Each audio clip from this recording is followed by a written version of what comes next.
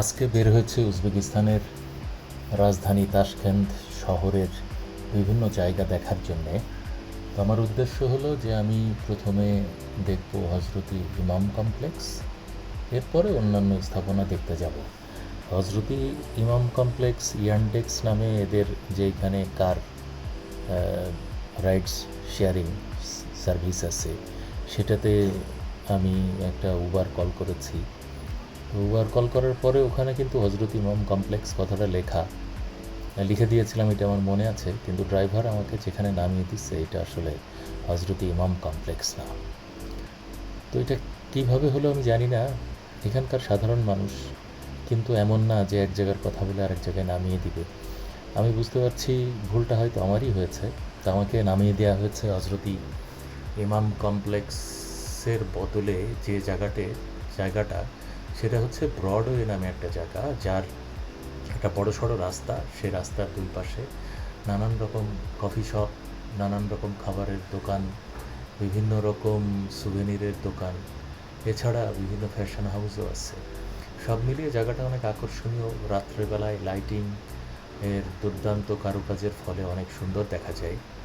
Driver যেখানে আমাকে নামিয়ে দিয়েছে সেই জায়গায় আসার পরে আমি একজন ভদ্রলোককে জিজ্ঞেস করছি যে, ভাই, এই যে যাকে আপনার স্ক্রিনে দেখতে পাচ্ছেন, এটা ছোটো বাচ্চা সহ, এই ভদ্রলোক, তার সাথে কথা বললাম। তো উনি বললেন যে না, এটা হজরতি ইমাম কমপ্লেক্স না। এখন আমি কি করব, একটু বিব্রত হয়ে দাঁড়িয়ে আছি। তো ভদ্রলোক বললেন যে তারা, ও বাই দ্য ওয়ে, ওনার সাথে ওনার যে বড় মেয়েটা ছিল সে ইংরেজি জানে, উনি জানেন না, ফলে তার মেয়ের মাধ্যমে কথাবার্তা হচ্ছিল। আমরা ব্রডওয়েতে এখন দেখেন কি সুন্দর পেইন্টিং। এখানকার মানুষ কিন্তু পেইন্টিংয়ে অনেক দক্ষ, এবং উজবেক কারুকলা অনেক বিখ্যাত, ব্যাপারে কোনো সন্দেহ নাই। তো ব্রডওয়েতে, এই যে ব্রডওয়েতে হাঁটছি, এখন সকাল 11টা, সে কারণে মানুষজন নাই।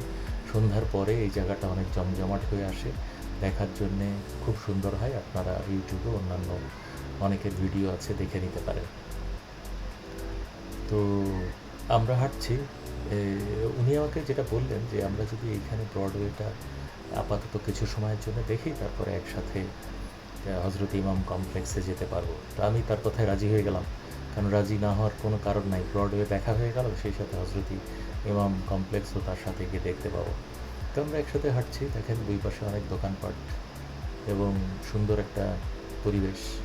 এই অর্থে কোনো মানুষজন এখন নাই, খুব ফাঁকা একটা জায়গা। কিছুক্ষণ আগে বৃষ্টি হয়েছে, তাপমাত্রা যথেষ্ট ঠান্ডা, মানে আমার ধারণা এই মুহূর্তে 6 ডিগ্রি সেলসিয়াস। রাত্রে এটা 2 ডিগ্রি ছিল, তার আগের দিন এটা মাইনাসে ছিল।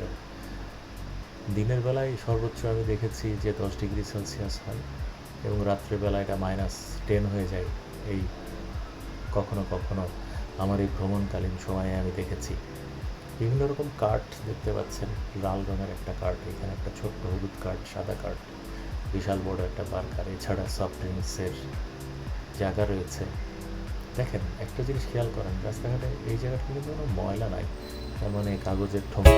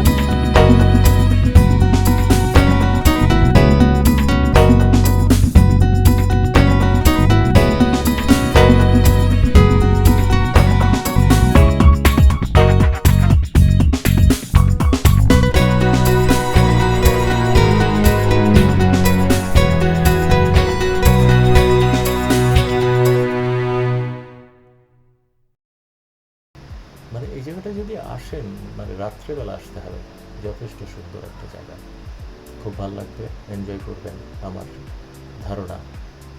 তো আমরা ফিরে যাচ্ছি, একটু পরেই হচ্ছে যাব, চলে যাব পরের গন্তব্যে। তার আগ পর্যন্ত আপনাদেরকে যেটা বলি যে আমি এই ভদ্রলোকের সাথে যেতে কেন রাজি হলাম, গত কয়েকদিন এখানে চলাফেরার পরে আমার যেটা মনে হয়েছে যে এখানকার মানুষ সাধারণ মানুষ, অবশ্যই যেটা মনে করি সাধারণ মানুষ খুব সৎ, খুব সজ্জন এবং বাইরের মানুষজনকে সহযোগিতা করতে তাদের কোনো দ্বিধা নাই। একেবারে যিনি গরিব তিনিও সহযোগিতা করতে চান। সব মিলিয়ে আমার কাছে এখানকার মানুষকে যথেষ্ট ভালো লেগেছে। এখানে কি লেখা আছে, তাশকান্তের সব শহরে যেমন থাকে তাশকান্ত, তারপরে লাভ একটা চিহ্ন থাকে, মানুষজন এখানে দাঁড়িয়ে ছবি তোলে, এরকমই থাকে, কিন্তু আমাদের ঢাকাতে অবশ্যই এটা নাই, একেবারেই নাই। এখানে পেপসি, কোকাকোলা এগুলা যথেষ্ট বিখ্যাত, বাট অন্যান্য আর কোন পানীয় এই দেশীয় আছে এক্স্যাক্টলি আমার জানা নাই। বড় সুপার শপে যাওয়ার পরিকল্পনা আছে, দেখি গেলে কি দেখতে পাই। আর যেটা আমি দেখেছি যে খাবার সস্তা, ট্রান্সপোর্টেশন যথেষ্ট সস্তা, স্পেশালি এখানকার মেট্রো অসাধারণ। মেট্রোতে যেখানে যাই সোম আর কি এখানকার টাকার নাম। উনি দেখাচ্ছেন ওনার ব্যবসা কিসের, এগ্রিকালচার, এক ধরনের ফল ফ্রুট টাইপের কিছু একটা, বিন জাতীয় কিছু, যেটা আমি ঠিক বুঝলাম না, বাট উনি যে এক্সপোর্ট করেন এইটা আমাকে বলছিলেন। এবং এখন উনি বলছেন চলেন যে আমরা হজরত ইমাম কমপ্লেক্সের দিকে চলে যাই, আর এখানে থাকার দরকার নাই, কারণ জায়গাটা এখন এই মুহূর্তে অতটা জমজমাট না। আর সামনে যেটা দেখছেন এগুলো হচ্ছে উজবেকিস্তানের বিখ্যাত প্লেট ডেকোরেশন সামগ্রী। এগুলো দিয়ে যে কী সুন্দর ডেকোরেশন হয়, কালকে আমি যখন বেশ কাজের নামে তাদের একটা ব্লগ সেন্টার বা পোলাও বলতে পারেন, বিরিয়ানি বলতে পারেন, এটা আইদার মাটন, ওরা অবশ্য ঘোড়ার মাংস দিয়েও বানায় এই ব্লগ।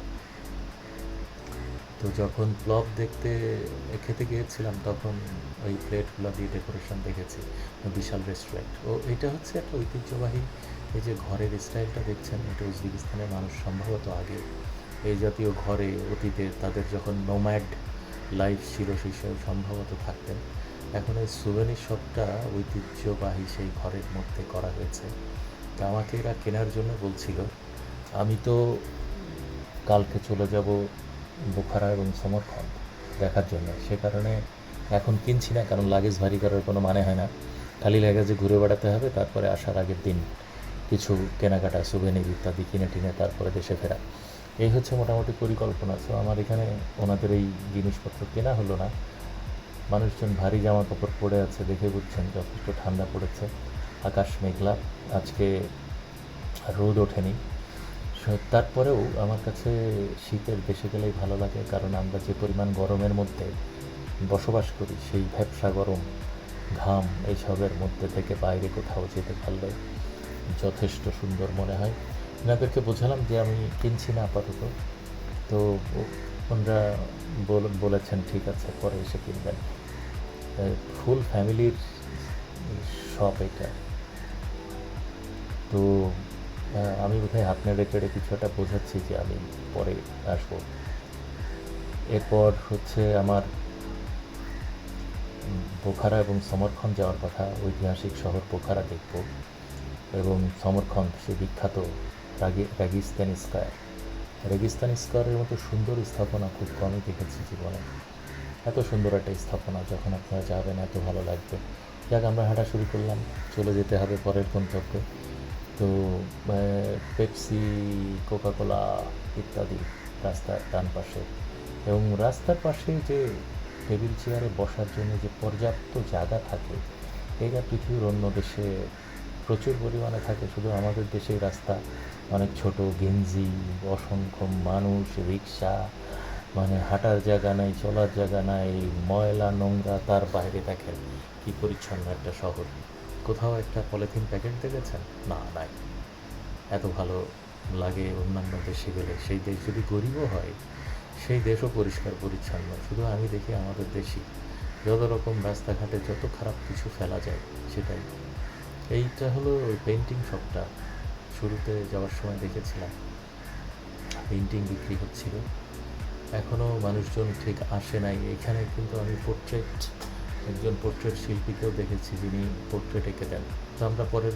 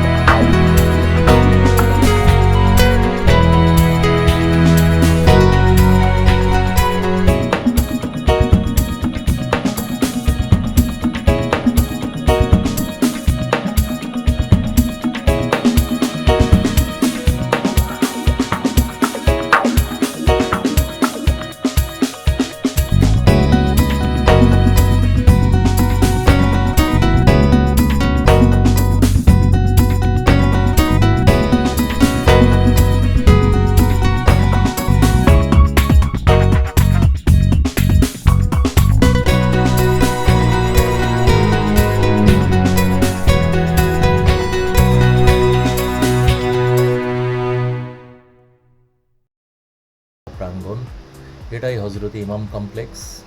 অনেক অনেক বছর আগে এই জায়গায় বাস করতেন একজন মহান ইসলামিক পণ্ডিত আবু বকর মোহাম্মদ ইবনে আলী ইসমাইল কাফল শশী। তিনি ছিলেন জ্ঞান, ন্যায় আর ধর্মের প্রতীক। দূর দূরান্ত থেকে মানুষ তার কাছে আসত জ্ঞান অর্জনের জন্য। তার মৃত্যুর পর এই জায়গাতেই তাকে সমাহিত করা হয়। ধীরে ধীরে তার কবরকে কেন্দ্র করে গড়ে ওঠে একটা পবিত্র স্থান, একটা মসজিদ, একটা মাদ্রাসা আর মানুষের বিশ্বাসের কেন্দ্র। সময় গড়াতে থাকে, শতাব্দী পার হয়ে যায়। ১৬০০ শতক থেকে শুরু করে একের পর এক শাসক এখানে নতুন নতুন স্থাপনা যোগ করতে থাকেন। এই জায়গা হয়ে ওঠে তাশখন্দের ধর্মীয় হৃদয়।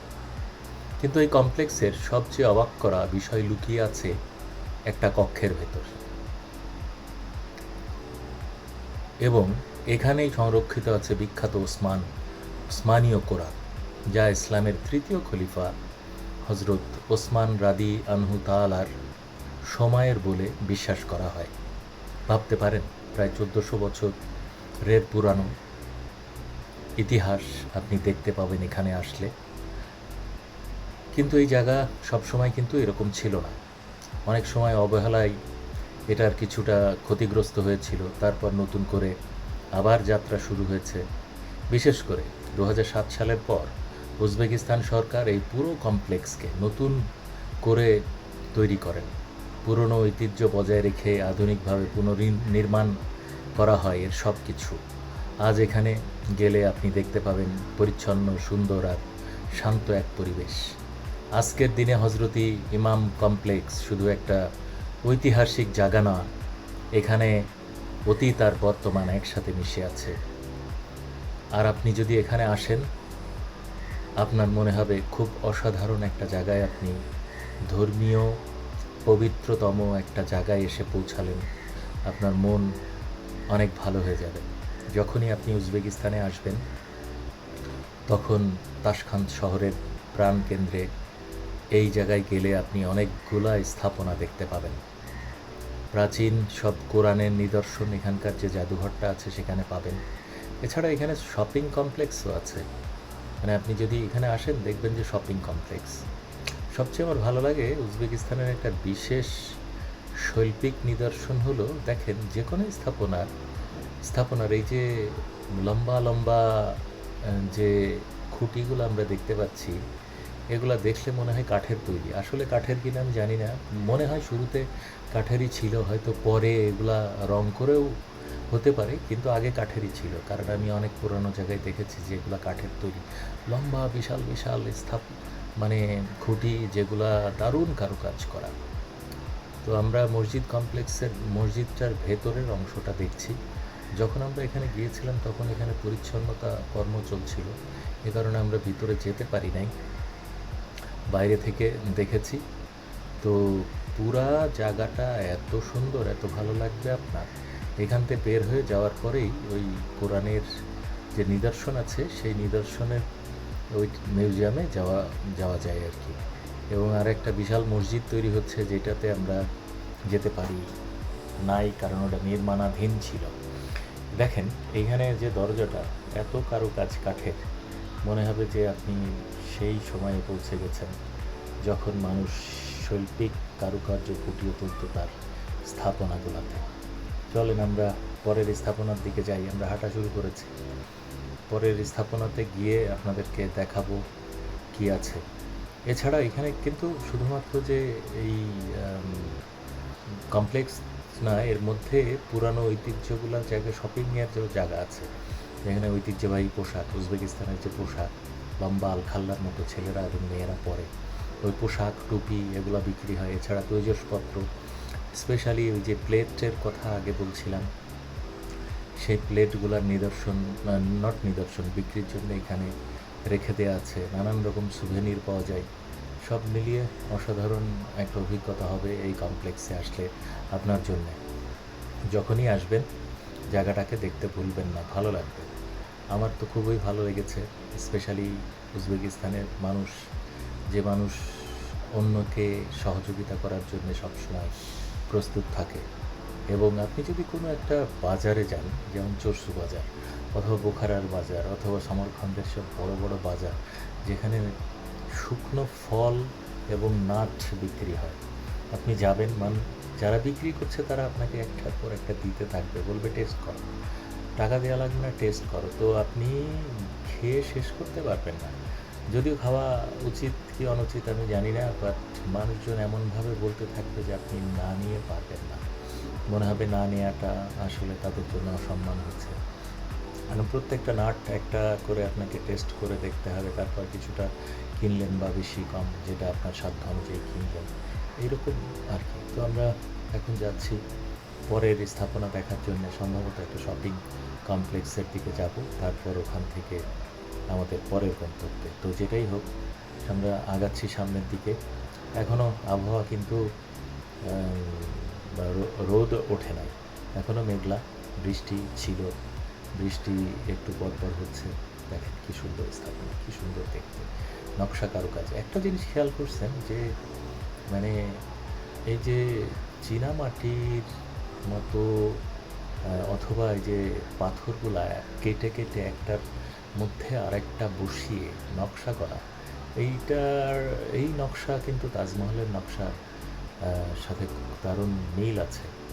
উজবেকিস্তানের আপনারা সবাই জানেন যে সম্রাট বাবুর উজবেকিস্তানের, তিনি ভারতবর্ষ শাসন করেছিলেন এবং তার পরবর্তী তার সন্তান থেকে শুরু করে যারা ছিলেন তারা ভারতবর্ষ শাসন করেছিলেন।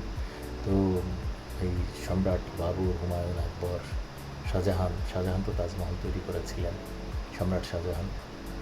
তো এদের ঐতিহ্যের সাথে মিল আছে, কারণ হচ্ছে যে উজবেকিস্তানের যে ঐতিহ্য এবং শিল্পকলা, সেই শিল্পকলার মিশ্রণ আছে ভারতবর্ষের নানান জায়গাতে।